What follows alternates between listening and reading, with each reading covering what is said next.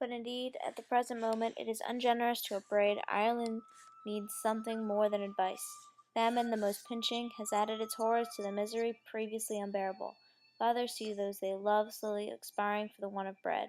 Men, sensitive and proud, are upbraided by their women for seeing them starve without a struggle for their rescue.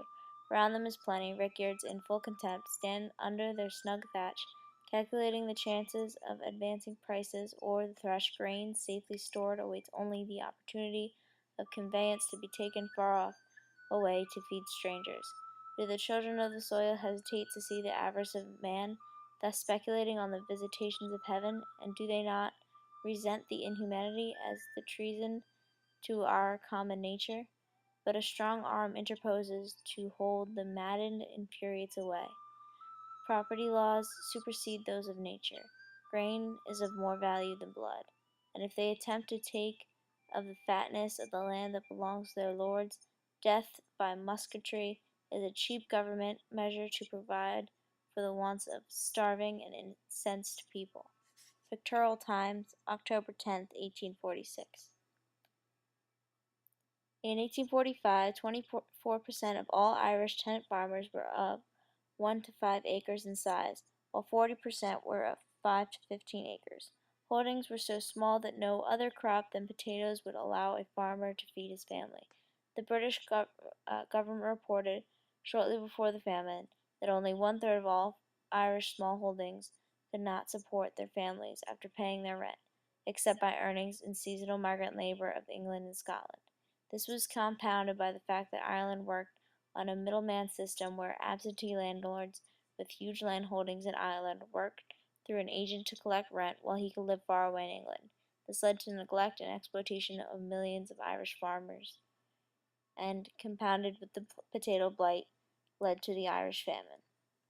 In 1841, the census reported a population of over 8 million. Two-thirds of those depended on agriculture for their survival, but they rarely received a working wage. They had to work for their landlords and grow enough food for their own families. This forced Ireland into a monoculture, an ecological existence where only one plant is grown, as only the potato could be grown in a quantity that met the needs of the people. No land, no potatoes, no life.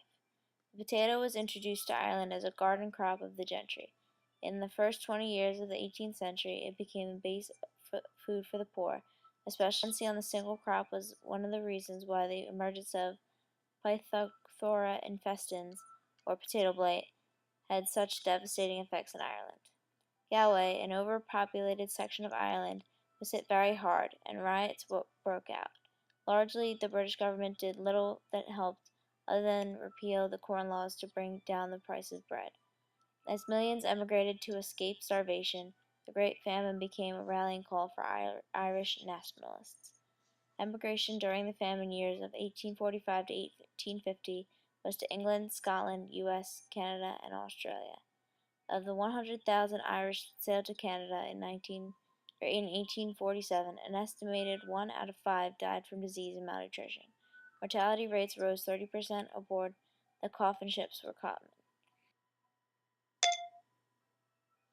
By 1854, between 1.5 and 2 million Irish left their country due to eviction, starvation, and harsh living conditions. By 1850, the Irish made up a quarter of the population in Boston, New York City, Philadelphia, and Baltimore. In addition, Irish populations became prevalent in some American mining communities. Christine Kinnelly expressed that the underlying factors which combined to cause the famine were aggravated by an inadequate government response. Quote, the government had to do something to help alleviate the suffering. The particular nature of the actual response, especially following 1846, suggests a more covert agenda and motivation. As the famine progressed, it became apparent that the government was using its information not merely to help it formulate its relief policies, but also as an opportunity to facilitate various long-desired changes within Ireland. These included population control and the consolidation of property through various means, including emigration. Despite the overwhelming evidence of prolonged distress caused by successive years of potato blight, the underlying philosophy of the relief efforts was that they should be kept to a minimalist level. In fact, they actually decreased as the famine progressed. End quote. The decision of the government to permit the continued export of food from Ireland was suggestive of the policymakers' attitudes. Leon Uris suggested that quote, there was ample food within Ireland, end quote.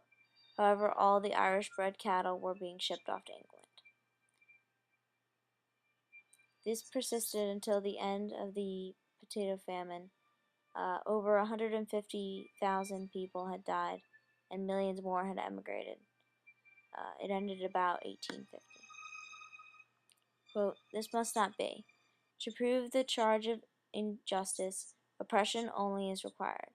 But England indignantly denies that all Irish agitators have alleged, and to prove the sincerity of her sympathy, she must now advance unhesitatingly that relief which can alone save the Irish people, and she will do. England will give us with an open hand. Will Ireland, like a sturdy vagrant, continue to curse a generosity that fails to satisfy inordinate, unreasonable demands? We shall not stay to calculate how much it be abused. What considerable portion of relief forwarded may go to swell the exactions of greedy, needy demagogues, who stock in trade as their country's misfortunes, and who, vampire-like, suck the lifeblood of their infatuated followers, fanning their victims with the idle wind of winged words to lull suspicious and secure repose. These are indeed the curse of that unhappy land. Cruel, unnatural leaders, who cannot meet each other without mutually smiling at their unsuspecting gullibility upon which they prey. With these, however, in the present crisis, we have nothing to feed the distressed first, and perhaps they will listen afterwards to our exhortations and advice. In the meantime, we must assist in the good work of forwarding the message of relief that benevolent individuals throughout the kingdom are carrying out. Opportunity to help themselves, the late ministry, by the Labor Rate Act, have placed in the hands of Irish gentlemen themselves. Able-bodied men, at all events, will get employment and wages, but this will not be sufficient. The aged and infirm, the women and children, also have to be provided for. Subscription lists should be opened in every town. A testimonial to heaven for the mercy vouchsafed to ourselves could not have a more opportune moment command contributions. It is gratitude alone due to man for the relief from corn taxation that we have attained this year. Had it been otherwise, with the serious failure of our potato crop, what would now have been the price of bread? Given the surplus gained from trifling portion and the ample fund we provided for our Irish brethren. But the crisis that is at hand, awful as it is, may, by a wise government, be made productive as permanent good to the empire, that will more than compensate the temporary misery it occasions, for liberal measures of relief, with stores of cheap grain to distribute at low prices, would contrast beneficially for English character with rapacity evinced by the Irish agitators. Pictorial Times, October 10th, 1846. As you may see in this and other quotes from the era, the critical voice of the Irishman would grow stronger, louder, and more numerous as the events of the famine led to disillusion amongst survivors. In the decades to follow, the Irish would push for self-rule and break into civil war. The events of the potato famine would be remembered by those in and outside of Ireland as a turning point in Irish history forever.